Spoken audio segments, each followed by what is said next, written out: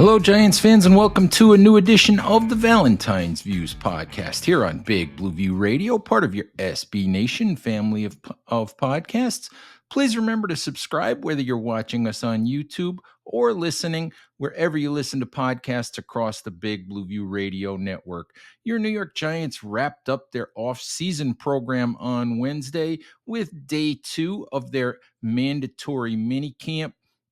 The big story, of course, was the one player who was not in attendance, that, of course, being Saquon Barkley. Barkley still negotiating contract with the Giants, trying to come to terms on a long-term deal before July 17th, which would necessitate him signing the franchise tag if he wants to play. That is, if, of course, no deal is reached. Couple of notes about that.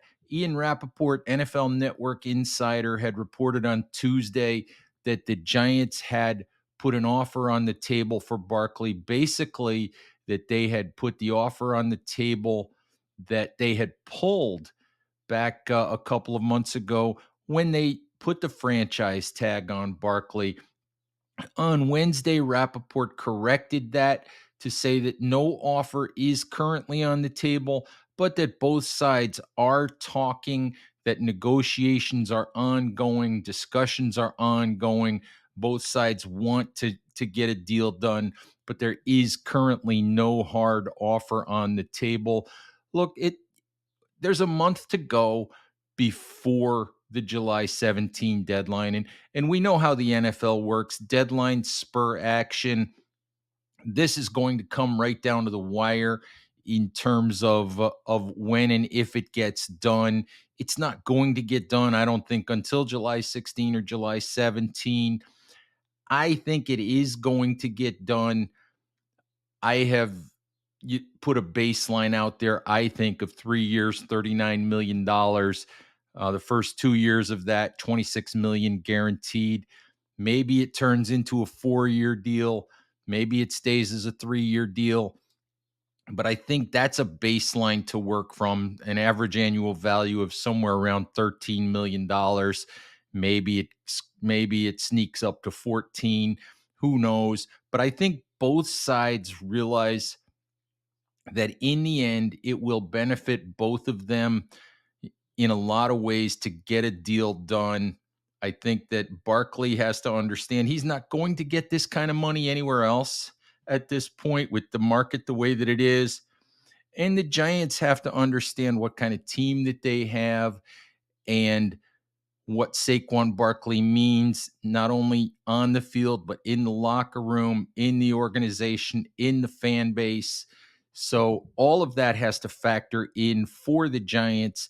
And I think a deal will get done. I do think, as I've said before, given a do-over, if you could rewrite history, I don't think Joe Shane would have drafted Saquon Barkley in 2018. I think that Joe is a general manager who buys into the running back, the devaluing of the running back, a guy who would prefer not to use a first-round asset on a running back. But this is the hand he's been dealt. Barkley is really, really important to the Giants, as we all know. And I do think that a deal will get done. All right, let's move on to a couple of other notes here. Just want to let you guys know before I forget to drop this in here. A little bit later in the show, you'll hear audio from Brian Daboll in his Wednesday media availability, and we'll also hear audio from Giants defensive lineman Leonard Williams as he talks about his rehab and his contract, which we'll get into here in a minute. First, just a couple of notes regarding the mini camp itself. Really not a lot to give you guys in terms of reports on the field. Practice is very, very light. Something that I did want to mention, Brian Daboll has said consistently throughout the offseason that 1 year has nothing to do with the next. You're starting over. You're building a new team with new players. maybe not necessarily a completely new system, but the playbook is going to change because your players change. And something that I asked him about the other day was the idea of incorporating things for new players like Darren Waller, Paris Campbell, Jalen Hyatt, some of those guys, while still maintaining the elements of things that worked last year for the Giants. And he said, look, he said there is a baseline system, but he said just because a play worked last year doesn't mean it's going to work this year. Just because a certain scheme worked last year doesn't mean it's going to work this year. You build it from what you think is your baseline philosophy, and you go from there. And as you go along, you figure out what works with the players that you have at that time. So different year for the Giants, obviously raised expectations, but we'll see what the playbook looks like, and we'll see how things unfold. Just something to keep in mind that you don't start from 9-7-1, you start from 0-0, and we'll see how the season unfolds. Daboll said that he sent players off into their summer recess simply with the message to be smart, to take care of themselves, to be ready to go physically and mentally when training camp starts here at the end of July. As I said, I can't really give you a whole lot from the on-field action. A lot of times at this time of the year, we like to be able to look at the roster and say, you know, certain undrafted free agents might have a good chance to make the roster. Certain guys look like they might be pushing for starting jobs in certain roles. But Daboll was clear at the beginning of the offseason workouts that this was a teaching and learning type of situation. Maintained that all the way through. So I just don't have a lot for you guys in terms of camp standouts, OTA standouts, anything like that. A couple of players I'm really going to be interested to watch once we get to training camp, though, are guys like Nick McLeod, who appears to be converting from cornerback to safety and appears to perhaps have an opportunity to compete for that starting job. I'll be anxious to watch the progress of the rookies, in particular, the top three guys. First round pick Deonte Banks, second round pick center John Michael Schmitz, and third round pick wide receiver Jalen Hyatt. Be interested to see how those guys progress through camp and if they look like they'll be able to help the Giants, from week 1 of the 2023 season. Just a quick note about that as well. And when you draft guys, it's really, really nice if they can compete, if they can help you from week 1, if they're ready to start right away. It'd be really nice if Deonte Banks was a finished product at the end of training camp. Same with John Michael Schmitz, same with Jalen Hyatt, same with all the draft picks, but they won't be. The idea with these draft picks is that you're drafting guys that you think and hope will help you for the long term. They're not going to know everything. They're not going to be, fully developed as players when we get to week 1 or week 2 of the regular season. So it's not a big deal. It's not the end of the world if the Giants decide, for example, after watching, John Michael Schmitz through training camp, if they decide that at least for a few weeks, their best path forward might be to start Ben Bredesen at center for a few weeks and maybe Josh Azudu at left guard or something like that. Or it's not the end of the world if we don't see a whole lot of Jalen Hyatt early in the season.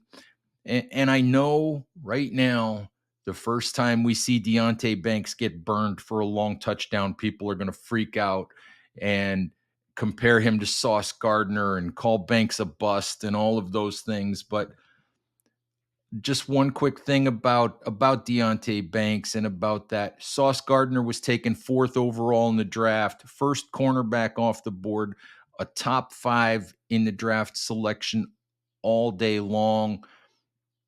And the way that he played as a rookie is the exception and not the rule. Cornerbacks generally struggle quite a bit, in their rookie seasons, especially early on. Deonte Banks isn't going to be any exception. Deonte Banks was picked 24th in the draft toward the end of the first round, not fourth in the draft. He's going to have his ups and downs.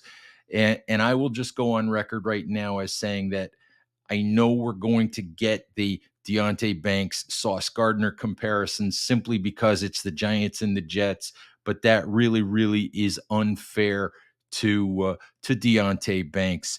All right, I told you guys earlier that one of the pieces of audio that you're going to hear is Giants defensive tackle Leonard Williams, and just let me preview that a little bit.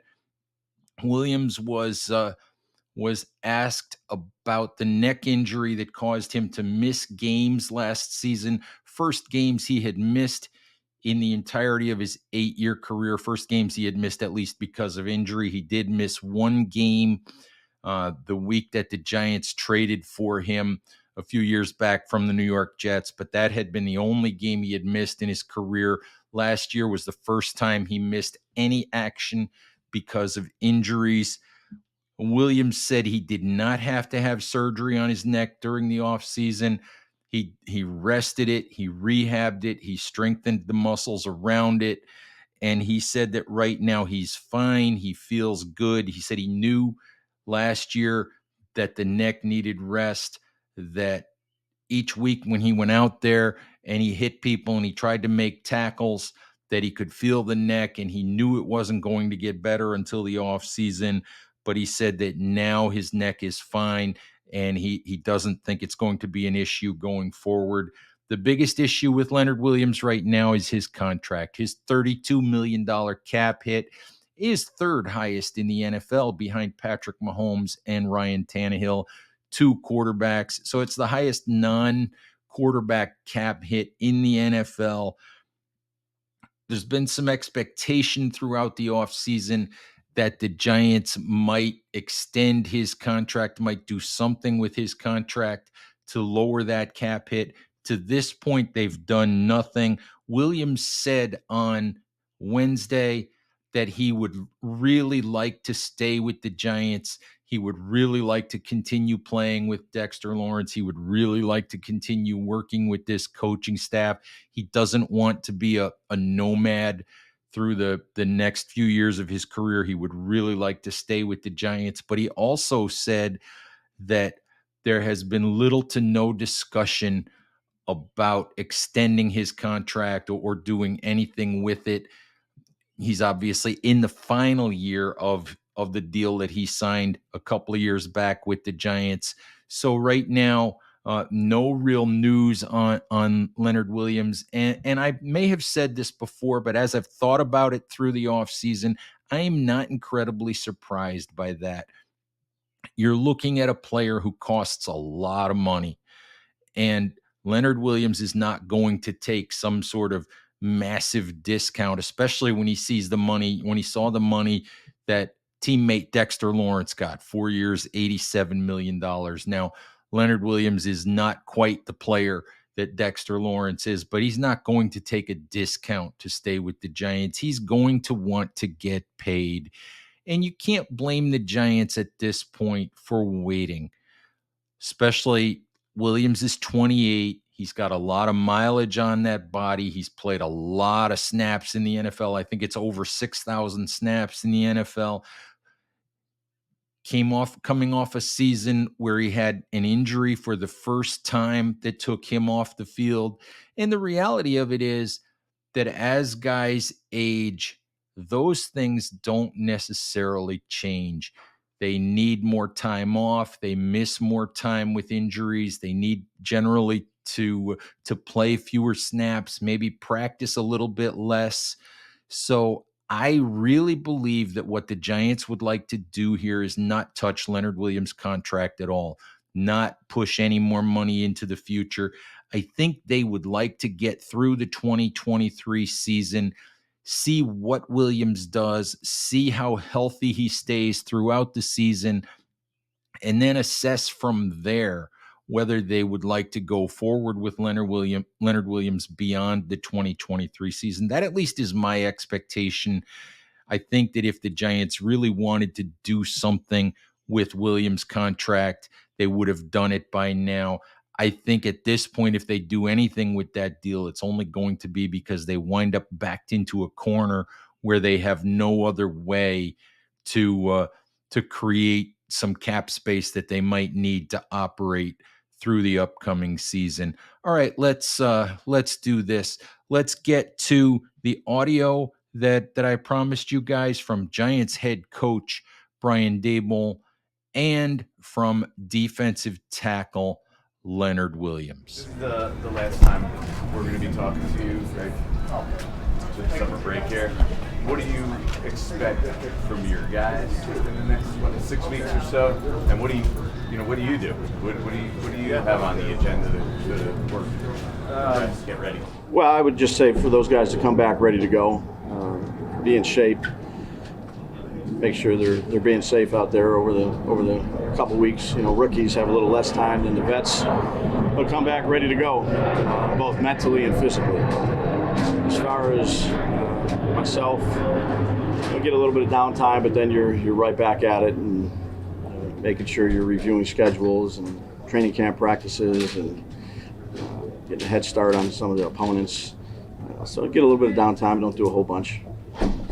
Brian, I don't think we ever asked you about the joint practice with the Jets. Yeah. Coach Saleh said the other day you guys aren't going to do that. Yep. Any reason for that? Yeah, we just thought this year we're going to take a break. They're practicing against a couple teams. We're practicing against Detroit. And then we play each other during the year, so kind of get together next offseason and probably start it back up. Brian, what do you think of the quality of your depth overall? Do you think it's better than it was a year ago when you walked in here? Yeah, I'd say probably tough to tell right now. We have a lot of work to do, a lot ahead of us once training camp starts. The guys have been working hard. The guys that we have here have done everything we've asked them to do, and I think we'll have better answers for that once we get out there with pads on. Brian, what was Parcells' message to the team after practice yesterday, and how do you think it resonated?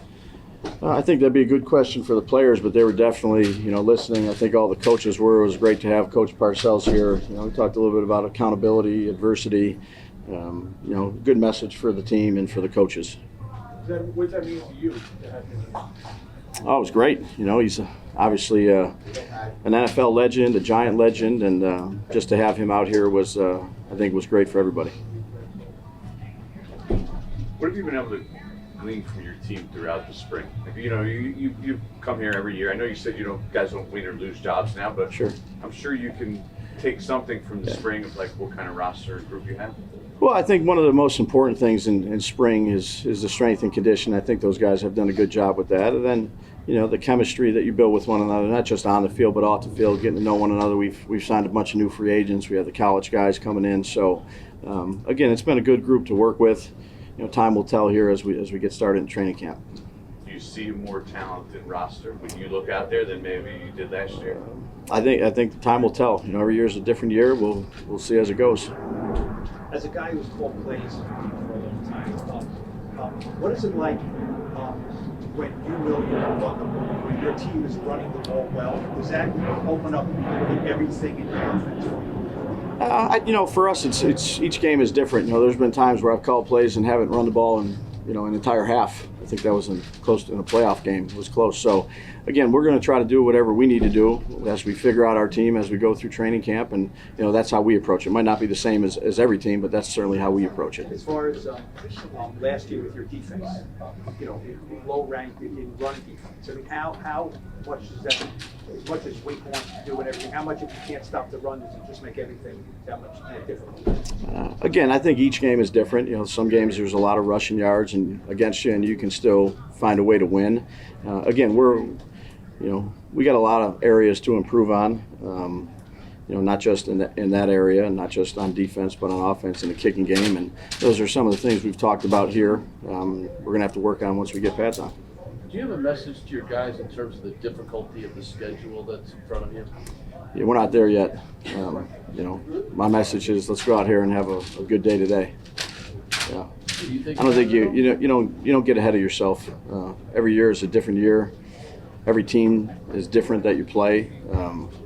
So what you did last year really has nothing to do with this year. Your focus has to be on your individual improvement, your collective improvement, and just keeping it day-to-day approach. I know a lot of coaches are always, when they have a successful season or some success, they protect the next year against sort of overconfidence and stuff. How much do you feel you have to do? I mean, I know you mentioned you were very adamant about at the owners' meetings about how, hey, what did we really accomplish, right? We got smashed in the playoffs, but how much do you keep that in mind as you go through this whole process? I just think you have to restart and build your team from the ground up. Again, it's like we say during the season, what you do one week has nothing to do with the next week. What you did one year has nothing to do with this year. So we have to have the right mindset of improving each day, again, as individually, coaches, players, staff, and as a group. And that's where we keep it, Jordan. We don't get too far ahead of ourselves. There's a lot to work on, a lot to improve on, and that's what we're trying to do. Have you noticed a chemistry or a bond between Daniel and Wallace? Yeah, I think they're getting comfortable with one another. The new guys that are coming in, I think Parrish has done a good job with that as well. But again, we take it for what it's worth. How about off the field? I think that'd be a good question for those guys, the two of them. Brian, Hodges jumped right in our introduction for you guys last year when you got here. How much does it help them this year, you think, to have this base, this Yeah, again, he wasn't a rookie. He had some familiarity with it, but I think anytime you're in the second year or the third year system, you have some experiences to draw from. Doesn't necessarily mean you're going to be better or going to be worse, because you have to go out there and do it all over again. So what are you going to do the next 6 weeks? Are you going to get away from football? Are you going to? No, I'm not going to do a whole bunch. You get away a little bit, but it's a different position than being a position coach or a coordinator. There's always stuff that comes up, so I think it's important to take a little bit of downtime, but you can't get too far away from it. Darren mentioned that player input is welcome in the offense here. Why is that important to you? Players are the ones that win the games. So, I take all input from coaches, from players.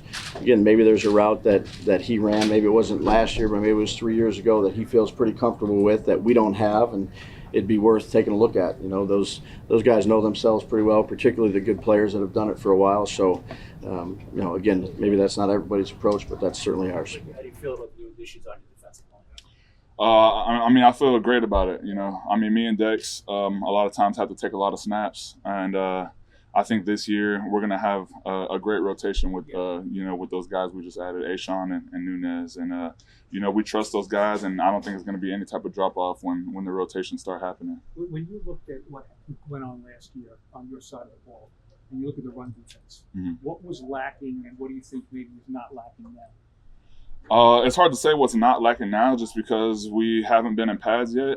I think we have been working a lot on fits so far, which is the one thing that we can work on when we're not in pads. And I think that's just a matter of what it was last year, honestly. Is just make sure that we're trusting the guy next to us, make sure that we're staying in the gap that we're responsible for, and trusting that the guy, in front of us, next to us, behind us is going to, fit his gap as well. Is it possible that a slightly fewer snaps for you and Dexter will help you be better? Because, that's been the history of, football. So, D linemen are usually not taking 100% or 90% of snaps. And it's better to have a rotation, keep guys fresh. And, it's going to be fun that way when we're rotating guys and just beating up on offensive lines together. And, it's going to be fun. What do you think the addition of Bobby does to the run defense? Like I said, we haven't been in pads yet, so it's hard to see. What do you think, knowing him as a player? Yeah, knowing him as a player, I think he just applies a lot of good leadership. He's very vocal. He seems confident in himself and trusts himself. And I think that alone is a good presence on the defense, especially at linebacker. They have to be the quarterback of the defense, and he's been really good job at being vocal and speaking up, and he just really looks locked in and ready to go. How's your neck? Oh, it's good. I think during the season it was just hard for it to recover, just because every time I made a tackle, I would feel it, and it wasn't really going to go away until the season ended. So, I've had a few months off now since football, and I've been back in the weight room, and I haven't been feeling it at all. So I just, that's, now that I'm getting older, that is something that I have to pay more attention to, though, is just my recovery and my body. So just rested, you didn't need anything like a surgery? No, I didn't need surgery. I rested it, strengthened it, did a lot of like shrugs and like neck exercises and stuff like that to try to strengthen around it. But most of all, in the beginning, it just needed rest. Like the constant banging on it was just not letting it go away. Did you do anything to wear any kind of extra padding or brace, Brian Cox style? Probably not Brian Cox style, bro. Anything like that? A roll? Can you do that? Yeah, so actually near the end of the season, I started wearing a small type of roll that it was hard for me to get used to. I had to change it up a little bit in practice, just because sometimes I'd get in my stance and try to look up, and it was restricting my vision. But I finally found that sweet spot of something that's going to protect me when I make a hit, and something that I can like also see in my stance. And I think I'm going to like keep using that so that it just doesn't happen again. When is the back injury? You know the league. Is it scary? Maybe more so than other injuries. It is a little scary. I think last year was also my first year ever missing a game, so I think that was hard on me. It was hard to like sit on the sideline and like see my team like going at it when I wasn't able to help out, and it was hard that like when I was trying to help and like was going, it was still happening. But that's part of the game, and that's what we all sign up for. And we know that it's possibly going to happen at some point. And luckily, it's happened later in my career than sooner. And, luckily, I also feel good right now, and I haven't been feeling it since I've been able to strengthen it and let it rest. Leonard, what's Nacho's personality in the room like? I've known Nacho for a while now. We went to the combine together, two old heads. And so I've actually known him for a while. He has a great personality. He's a very outgoing guy. He fits in our room perfectly. He fits in the defense perfectly, and you could tell he has some experience under his belt.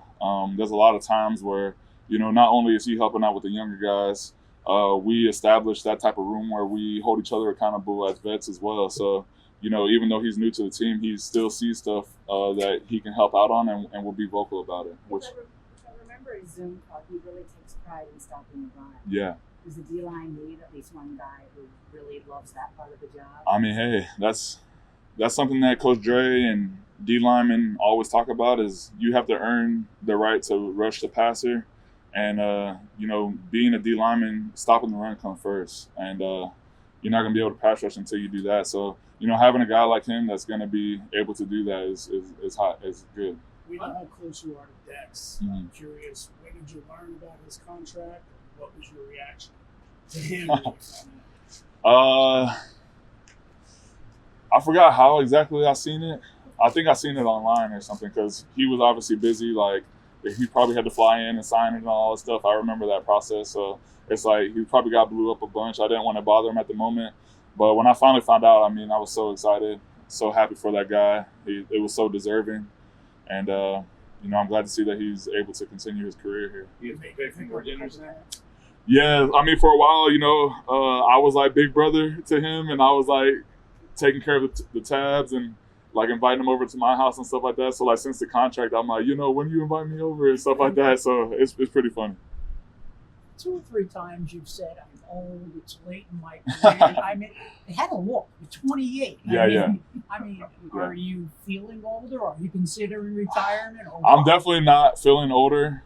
We have this chart with our GPS trackers that like shows our like high-end speed and short 10-yard sprints and stuff like that. And I'm like, I pride myself in always being first on that list. You know what I mean? It's like I still have my explosiveness. I still have my power.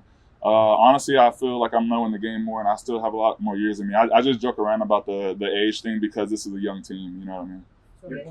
Your cap hit, not really your problem or you're doing, is really high this year. Mm-hmm.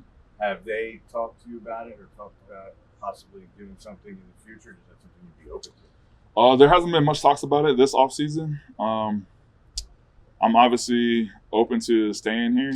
I think I have a good camaraderie with my teammates. I would love to keep playing with Dex. I would love to keep playing with these coaches that I've gotten to know. And, I'm also not one of those type of players that wants to bounce around team to team. And, I want to be able to be here and been through the grind and the struggle of being with the Giants, since I've been here and coming out on the good end and eventually getting a ring with them. Leonard, sitting here with this coaching staff, is there more comfort? Is there more fun that you can have because you actually know these guys? Yeah, I think that makes a huge difference. I think that's something about the league that I had to get used to when I first came out of college, is the constant changing of the coaches and the new building. And, that's kind of, you have to reestablish yourself almost every time that happens. And, now that we have this coaching staff, it's like, I feel like we've created a identity last year. And now we're coming in and just like knowing what it is. We know what type of coaches we have. We know what type of environment it is. We know what type of camaraderie we have, and it just makes it smoother going through all of this year. Leo Dex was talking yesterday about how y'all can know what each other means without it saying something. You can kind of understand each other. When did that first start? And can you give us an example of maybe when you're on the same page? It honestly just happened today, which is pretty funny. And it's funny that he said that, but Dex was the first guy that hit me up when I got traded here. He reached out to me on Instagram, sent me his number, and he told me that he was excited to have me on the team. When I finally met him, he told me that he watched my tape when he was in high school. Made me feel old. But I think ever since then, I came into the building and he was the first guy that gave me that type of energy. And since then, we've been really close. And there seriously will be times in the game where if I feel the center is jumping hard on me or the guard's setting deep, I can kind of look at him and we'll know to run a pick stunt or something like that. And I could seriously just look at him and he'll just nod his head and we'll know exactly what to do. And I think having that type of chemistry goes a long way in the trenches. What was it that happened today? There was just something we noticed about a player on the field, and we talked about it early on, and then it happened again, and I just looked at him and he came up to me and was like, yeah, he started talking about it. So, it was a small detail, but that kind of builds the chemistry, And that's our show for today, Giants fans. Thank you, as always, for watching or listening. Please remember to stay safe out there, take care of each other, and we'll talk to you soon. Bye-bye.